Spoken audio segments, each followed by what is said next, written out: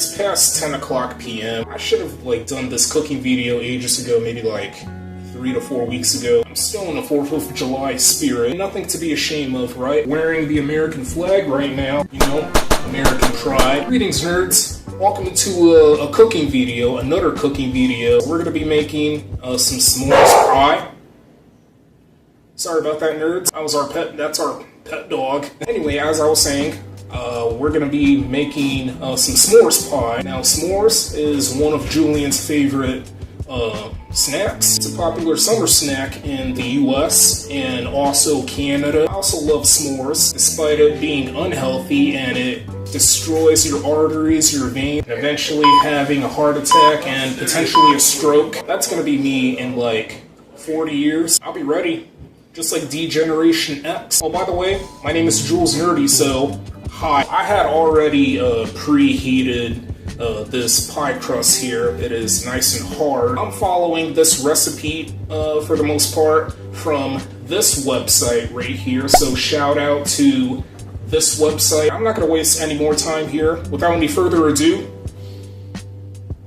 let's go ahead and start making the s'mores pie. Okay, nerds, you want to grab a medium-sized saucepan here. So we're going to start off by adding 1.5 cups of sugar. Choose a medium-high heat or medium heat for the medium-sized saucepan. Dump the sugar into the saucepan. You want to include 1/2 cup. So again, 1.5 cups of sugar. Next up, you're going to need 1/4 cup of cornstarch. Here's the cornstarch under this brand. This thing is so powdery. I love to use the rest of the cornstarch to make some oobleck. So oobleck is obviously a mixture of cornstarch and water. A lot of nerds would debate if oobleck is considered to be a liquid or a solid. How about both? 1/4 cup of cornstarch. So we're gonna dump that.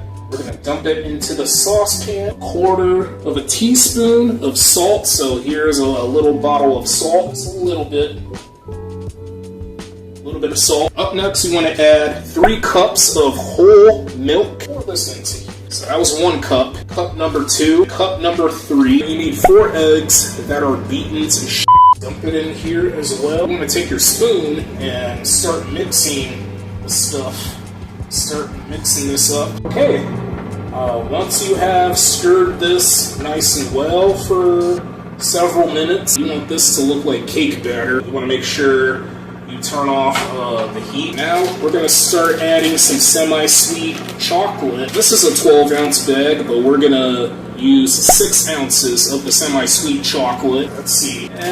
This is perfect. We have used 1/2 of this bag here. You want to continue stirring until the chocolate starts to melt. Oh yeah, the chocolate is starting to melt. And then you want to add 2 teaspoons of butter. This butter is starting to melt. I had left it on the counter for a little while. Dump it in there. Forgot to tell you, nerds, you want to preheat the oven to 350 degrees Fahrenheit in order to bake this pie crust. You want to bake it for 10 minutes or so. Once we completely melt the 2 teaspoons of butter, we obviously got the chocolate nice and melted. We're gonna add some vanilla extract, 2 teaspoons of vanilla extract. Right now we can finally start adding some vanilla extract. Number 1, number 2. Now you want to get back to stirring. I'm pretty sure, yeah, this should be ready. You can start pouring it into this pie crust here.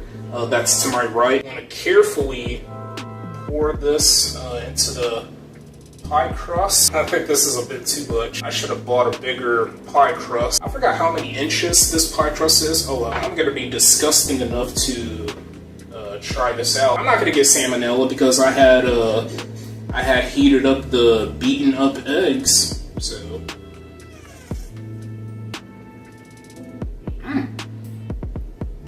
It's actually really good. You want to take your spatula thing here and do your best to flatten it. I think this is fine. Yeah, this is good. Now we're gonna let this chill in the fridge for about 4 hours. It is 10:50 p.m. so I have until 2:50ish a.m.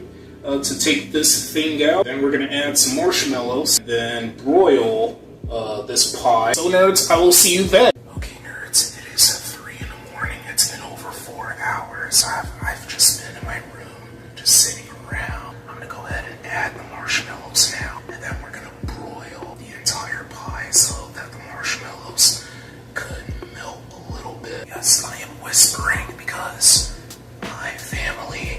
is sleeping right now. This went from being a typical normal cooking video to an ASMR cooking video due to me whispering. Let's go ahead and take out the s'mores pie.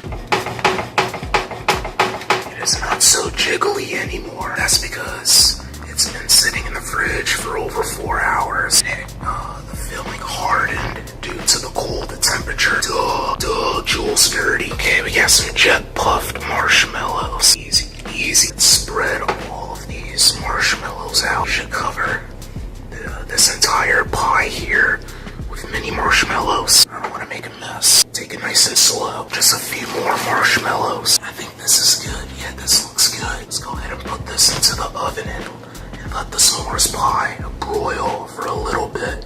I don't know for how long though. Maybe for a couple minutes. I had turned on the broil option, but I'm not sure if this is working. I think this is where you broil food, like down here. I don't know, I might just have to use the toaster oven instead. There should be enough room.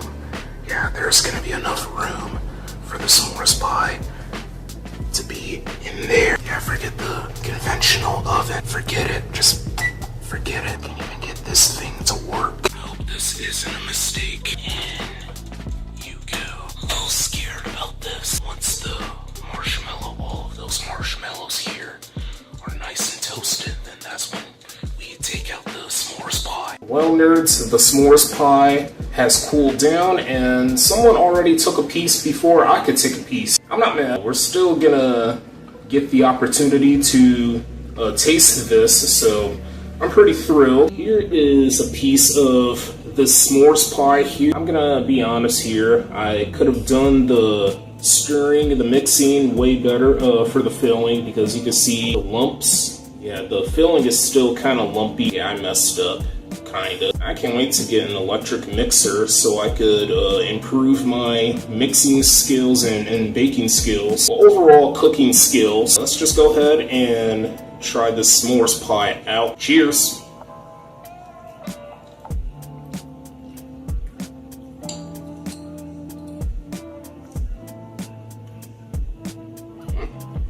I will not lie. Like, I swear, I will not lie to each and every one of you nerds. This is actually pretty tasty. You sure about that? It kind of tastes like chocolate pudding. And if you add the burnt or toasted marshmallows and the pieces of the graham crackers, it tastes exactly like it. The filling kind of reminds me of, it literally resembles chocolate pudding. I know the filling looks like smeared shit.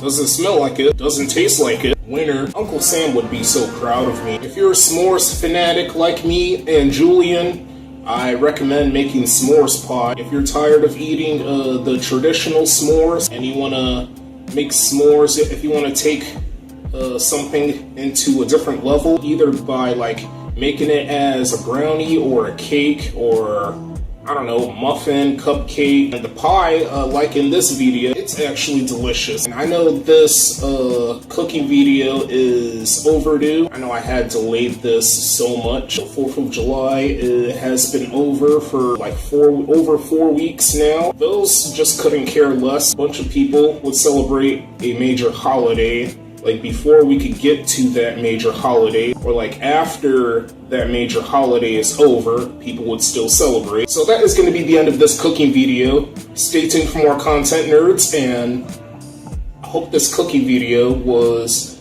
quite enjoyable to watch.